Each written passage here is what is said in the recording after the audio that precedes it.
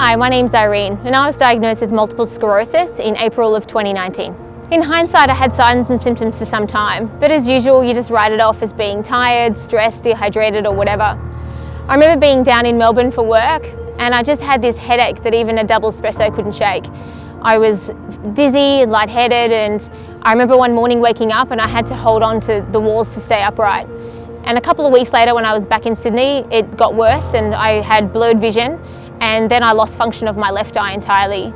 And it was then that I went and got a brain MRI and it was diagnosed that I had MS.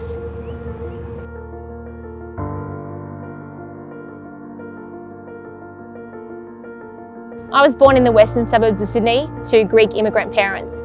I'm one of 5 kids, and let's say I had a very ethnic upbringing. I did the Greek dancing, the Greek school, you name it, I did it. My parents both worked really hard in the family business. It was a fish and chip shop, of course. And so from a very young age, I was taught the value of hard work and determination and getting involved. I'm very grateful to have grown up in a very large extended family, and so there was never a dull moment. I didn't really know what I wanted to do after I finished school. I guess I fell into physiotherapy, but I must have liked it because 20 years later I'm still in the sector. And I work alongside my ex-husband, which is a challenge unto itself, but we share a gorgeous 9-year-old son called Justin. And currently I'm the director and co-founder of Physio Inq.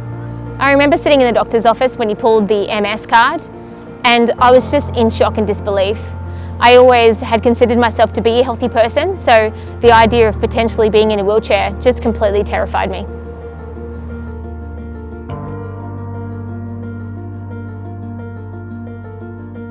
It took me over 8 months to recover from that flare-up. I remember having clients over the years who used to describe the lethargy and the fatigue that they feel with having MS, and I thought I understood it, but I honestly had no idea how debilitating it could actually be.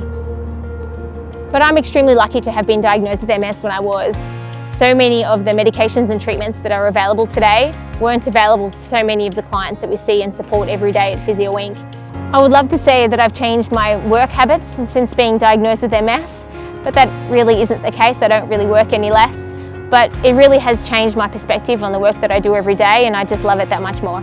When I first got diagnosed with MS, I think everyone has this insatiable desire for as much information as possible. A few resources that I found helpful was Dr. Terry Wall's protocol. She has a diet that she developed after being wheelchair bound, and she found that she was able to walk just by modifying her diet alone.